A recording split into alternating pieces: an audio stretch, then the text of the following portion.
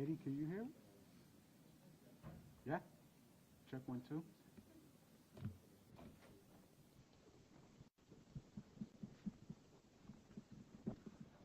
Okay, good.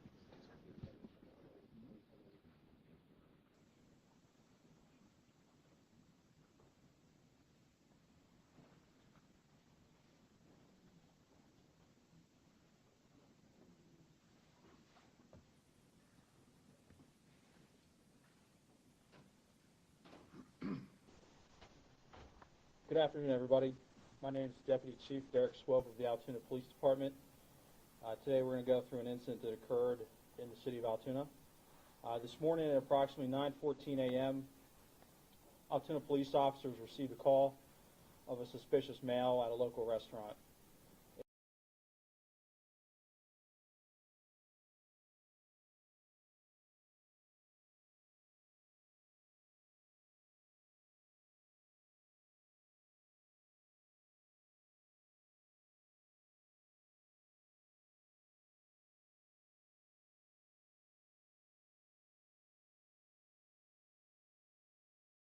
It was reported that the male matched the description of the UnitedHealthCare murder in New York City. When officers arrived, they made contact with the male who had a face mask on. That male was asked to remove his face mask, and officers immediately recognized him as a suspect in the New York City shooting in recent days. That male was asked for a form of identification.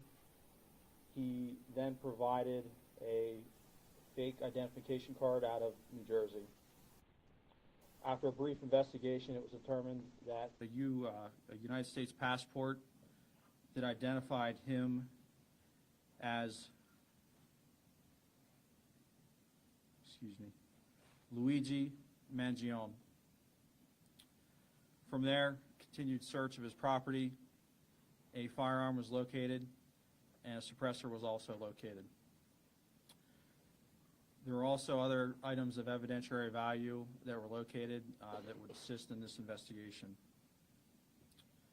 At this time, I'm going to turn it over to Governor Shapiro for some words.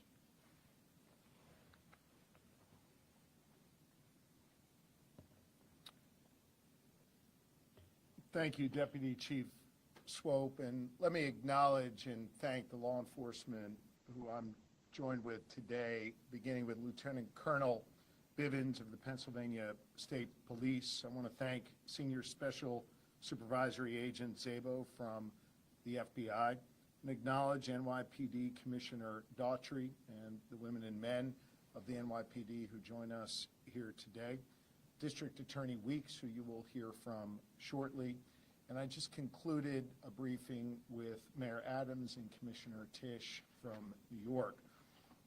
I want to begin by thanking our fellow Pennsylvania resident who acted as a hero today. Pennsylvania resident saw something early this morning at McDonald's and said something to our local police. Local police here in Altoona, actually. I want to say a special thanks to Officer Tyler Fry of the Altoona Police Department. Officer Fry is about 6 months into his time serving his fellow people here in Pennsylvania, and he acted swiftly, he acted with smarts, and he acted with calm. You know, safety often turns on the strength of the relationship between the community and law enforcement. We have that strong relationship here in Altoona, and it was proven here today. I want to ask all of our fellow Pennsylvanians to demonstrate the same type of thoughtfulness and courage and smarts as the individual at McDonald's did this morning, and help law enforcement here in Pennsylvania as we continue with our investigation. You'll see photos of the suspect who is here, and you should know that this suspect traveled between Philadelphia and Pittsburgh, making stops in between, obviously here in Altoona. I want to ask all of our fellow Pennsylvanians to help us with any tips that they might have by contacting us at 800-4-PA-TIPS. Again, that number is 800-4-PA-TIPS. The suspect was just arraigned here in the courthouse, and presumably New York will file charges very, very soon. That process will continue to play out, and justice will be delivered in this case. This case is hinged on attention. In fact, the attention in this case and the killing of Brian Thompson was helpful, no doubt, in allowing us to capture this killer in a individual at McDonald's this morning, and then having that individual contact police. But some attention in this case, especially online, has been deeply disturbing, as some have looked to celebrate instead of condemning this killer. Brian Thompson was a father to two. He was a husband, and he was a friend to many. And yes, he was the CEO of a health insurance company. In America, we do not kill people in cold blood to resolve policy differences or express a viewpoint. I understand people have real frustration with our healthcare system, and I have worked to address that throughout my career. But I have no tolerance, nor should anyone, for one man using an illegal ghost gun to murder someone because he thinks his opinion matters most. In a civil society, we are all less safe when ideologues engage in vigilante justice. In some dark corners, this killer is being hailed as a hero. Hear me on this. He is no hero. The real hero in this story is the person who called 911 at McDonald's this morning. The real heroes every day in our society are the women and men who put on uniforms like these and go out in our communities to keep us safe. This killer was not a hero. He should not be hailed. Mr. Thompson, I understand, was laid to rest earlier today in Minnesota in a private setting. As the conversation continues about this case, let's be mindful not to dehumanize him and make him just an avatar of a system that is disliked by many. He was a father, he was a husband, and he did not deserve to die like this on a sidewalk in New York City. I again want to thank all law enforcement who's present here this evening. Law enforcement works best when it works together. In this case, you have the New York Police Department working together with our Pennsylvania State Police and our partners at the federal level as well. Everyone came together to solve this case and keep the public safe. I again want to ask my fellow Pennsylvanians, if you have any information regarding this suspect or his travels throughout Pennsylvania, please share those tips with us immediately. And with that, I want to thank District Attorney Weeks, him to the microphone to say a few words. Thank you, Governor Shapiro. Good evening, everyone. I would echo the governor's sentiments. Law enforcement does work at its best when they work together. I'd also like to thank District Attorney Seidel. He and his staff came down from the Manhattan District Attorney's Office today in record time to assist us at the Altoona Police Department.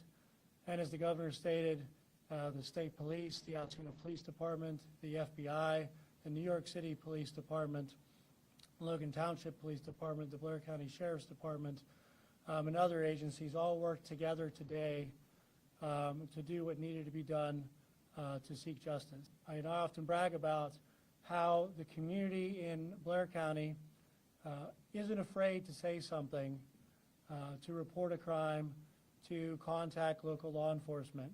And I've often touted how they've made their community, whether it be Altoona or somewhere else, a safer place to live. And today I submit that a resident from Altoona and the Altoona Police Department helped make New York City a safer place to live and helped to kickstart the process to seek justice for a senseless killing. So again, I'd like to thank everybody, and it's my honor to introduce Deputy Commissioner Daugherty at this time. Thank you. Thank you, Mr. DA. On behalf of the New York City Mayor Eric Adams, my boss, Police Commissioner Jessica Tisch, wants to extend once again their appreciation to the Altoona Police Department, to your leadership team, federals, state, local authorities, and especially to the customer at the McDonald's 911 and reported this individual inside of their restaurant. The men and women behind me, the detectives, some of these detectives I've stated behind me haven't been home since Tuesday when this incident happened.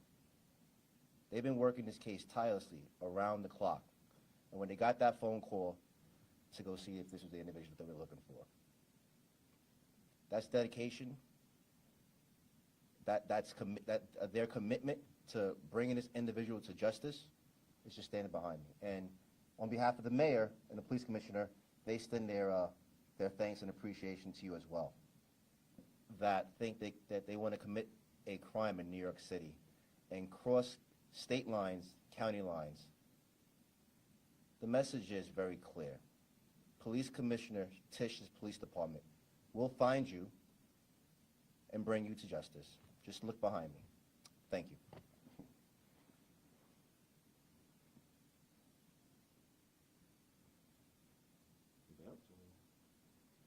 I think with that, we'll be happy to try and take a few questions. Question, I guess maybe for the local enforcement about the arrest specifically today. I don't know.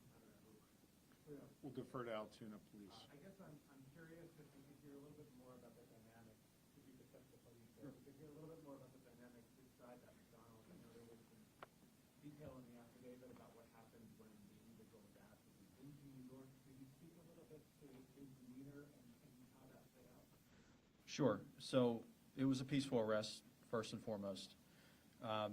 The officer quickly recognized the male as the suspect from the shooting. And within several seconds of the first contact, he had asked the suspect if he had been in New York City recently. And that really invoked a physical reaction from the suspect. He became visibly nervous, kind of shaking at that question. And he didn't really answer it directly. So that statement alone really said a lot. And the suspect didn't have to say a lot after that question to show that, he was very nervous at that point. Would that be officer that the governor mentioned who's new on the job? Who was involved in that? Yes, so Officer Fry's here to my left. Officer Fry, can you step this way a little bit? And then his partner that he was with, Officer Joe Detweiler. Officer, could you maybe identify yourself and maybe describe what you're asking? Yeah, Patrolman Fry, Tylerfrye. So whenever we got on scene there, we were able to pretty much find where he was at in the restaurant. And as soon as he was wearing a blue medical mask. As soon as we pulled-knifed him immediately, just from what we saw in the media with photos, videos, we just didn't even think twice about it. We knew that was our guy, but he was very cooperative with us. Didn't really give us too many issues. Once we found out his identity, we took it from there. How does it feel after 6 months on the job as a law enforcement officer to be part of I can't say I was expecting it by any means, but it feels good to get a guy like that off the street, especially starting my career this way. It feels great. Has he made any statements since his arrest? Has he asked for a lawyer yet? To my knowledge, he hasn't made any statements. How long was he staying in Altoona, and where was he staying, and then was the gun on himself, or was it in like a car somewhere? We are still investigating how long he's been in Altoona. There's still a lot of follow-up to do in this case. Again, the men and women behind me are assisting with that. So we're still looking into it. I'm going to ask Lieutenant Colonel Bivens of the Pennsylvania State Police to address the question you just raised. So there are a lot of things that need to be followed up yet in this investigation. Certainly, there were a number of items that were found on his person, in his backpack, that have been inventoried, and we've begun to do an analysis of some of those. There were written documents. There are electronic devices that are in the process of being downloaded. Search warrants are obtained. And so over the next hours and days, those efforts will continue, and we're going to take a closer look at all of the information that we can glean from that regarding his activities up until and during the time of the homicide, his flight from New York, and we know that he has been in Pennsylvania, excuse me, for several days. And so part of that investigation will also focus on trying to retrace his steps. We've already identified businesses, for example, that he frequented in this area and activities that he engaged in. That led us to more evidence. And so all of that is becoming kind of a mountain of evidence that has to be analyzed and looked at. I'm confident we'll have a much better idea of his activities over the past number of days in New York and in Pennsylvania. Additionally, we're also trying to determine that we don't have another actor or an accomplice out there. So this prove or disprove whether that exists and whether there were any other intended targets. So a lot of questions that are out there that are unanswered yet, but we have a lot of information that we can examine that hopefully will give us some of those pieces of data that we need. You asked, or someone asked about the interview. He was initially cooperative. He is not now. And so he has been arraigned and transported and will be securely housed pending the final work.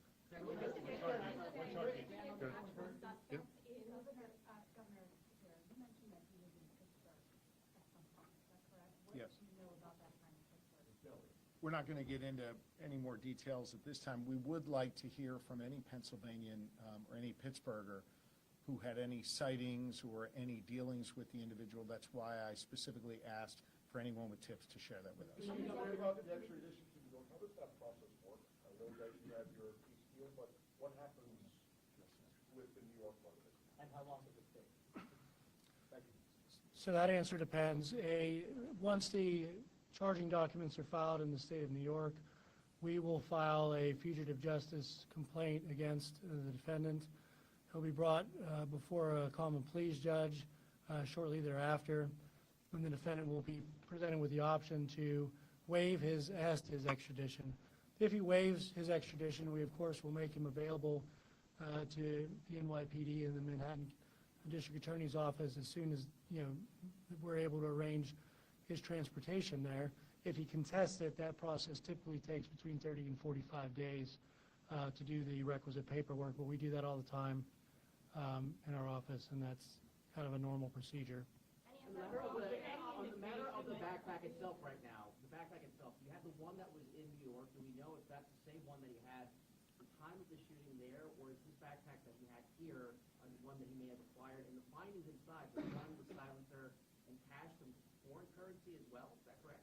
I'll defer to someone else. I'm not going to speculate on any of the interpretation of the evidence. I'm going to rely on the officers doing the investigation to complete that and reach their conclusions. Can we say that at this point he is a suspect in the hit on the United CEO? Can we call him a suspect at this point? Are we doing investigation on him? Yes, as we confirmed at his preliminary arraignment, with the permission of District Attorney Seidel, we expect charges to be filed forthwith. And obviously, that I'm not going to speculate on that timing, but tonight or tomorrow or sometime in the very near future for homicide. Any insight into a motive? Clarify one quick. Sorry, sir, can I just ask? In terms of your officer's investigation of this case, can you say any more about a suspected possible motive?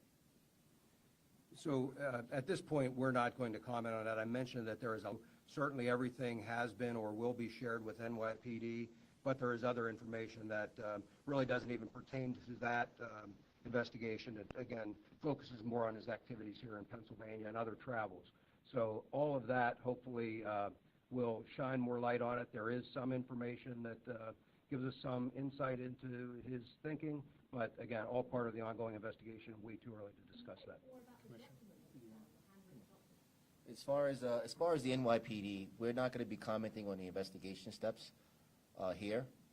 In the next couple of days, there'll be a media availability at One Police Plaza, and Commissioner Tisch will update. Commissioner Tisch and the Chief of Detectives, Joe Kinney, will update the media at One Police Plaza. But I will be happy to talk about that. The Commissioner Tisch and the New York City Mayor did FaceTime Officer Fry, and then thanked them for their service. So that was he got a pretty cool phone call from the mayor and our police commissioner. Do we know how he got to Pennsylvania? Was it through aircraft, train, bus?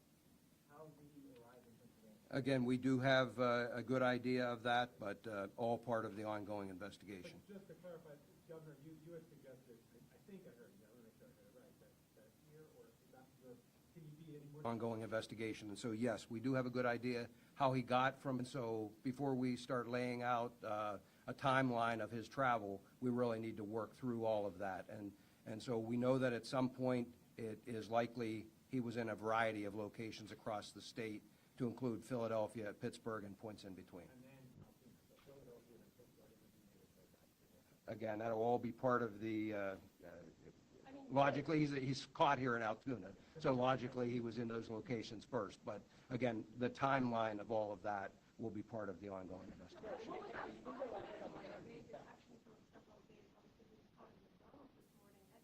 got to eat. For the past 2 days, he's been on the run for multiple days at this point. How did he manage to evade detection for so long?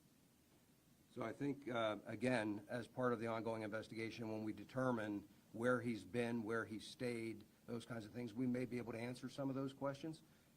But right now, I will tell you that based on everything that we have seen, he was very careful with trying to stay low profile, avoid cameras, not all that successfully in some cases, but that was certainly the effort he was making. He took steps to try and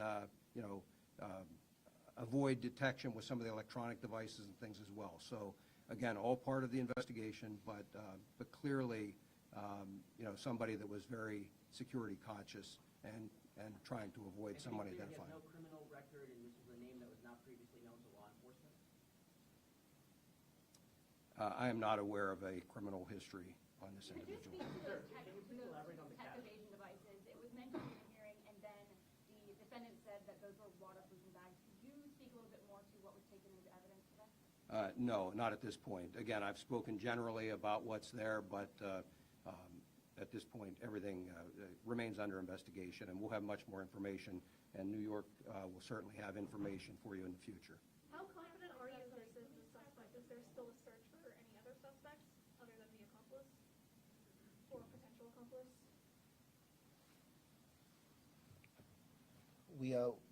We're still going to canvass. We're still going to investigate. Like I said before, we're going to provide an update in a couple of days by the police commissioner and the chief of detectives back at New York. I will say this, though, if anybody out there that has any information that they think that will help this case, to please contact our tip line, which is 1-800-577-TIPS. And remember, all calls are kept confidential. Just to clarify, the customer spoke with them. That is my understanding, yes, sir. Was it a customer that recognized the suspect first, told the employee, and the employee rang the police? Is that correct? Yes, my understanding, I was just confirming, but yes, that's what I'm saying. I'm sorry, did I say the employee? The customer recognized, notified an employee, and wanted someone to check it out further. Can you confirm which restaurant it was? Was it the one on Plank Road? I'm not familiar with the address of that. It's a McDonald's, but yes, they tell me it is.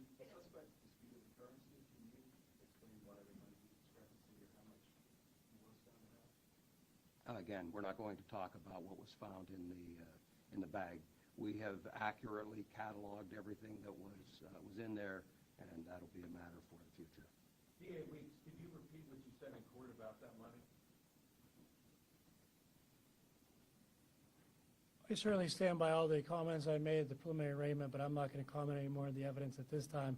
My comments at preliminary arraignment were in support of my argument for bail. Thank you. We're trying to have time for one or two more questions. Is he being held in a county or state facility? He will likely be taken to a state correctional institution later this evening. Can I just say specifically for Pennsylvania law enforcement, over the past few months, we've had the attempted assassination of the former president, now President-elect. Now you've had this. What do you think about that? Violence can never be used to address political differences or to address a substantive difference or to try and prove some ideological point. That is not what we do in a civilized society.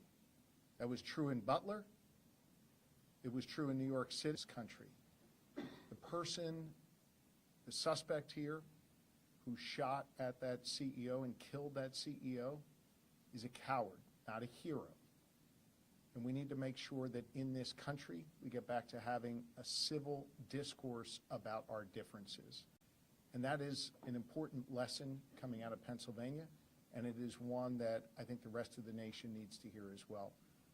On a law enforcement side, I will tell you that I am incredibly proud of the Pennsylvania State Police and local police in Butler and here in Altoona, who responded in a way that kept others safe and saved other lives.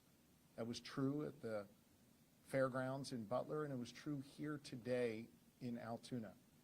Had that local Pennsylvanian not spoken up, had that wonderful police officer who's been on this job for 6 months not acted calmly and swiftly, who knows what could have happened. So I think the lessons coming out of Pennsylvania are that violence is not a way to answer questions and address problems, and that we have the gift of law enforcement here in this Commonwealth who care deeply about the safety and well-being of our fellow Pennsylvanians and our fellow Americans, and I commend them for that. Thank you all.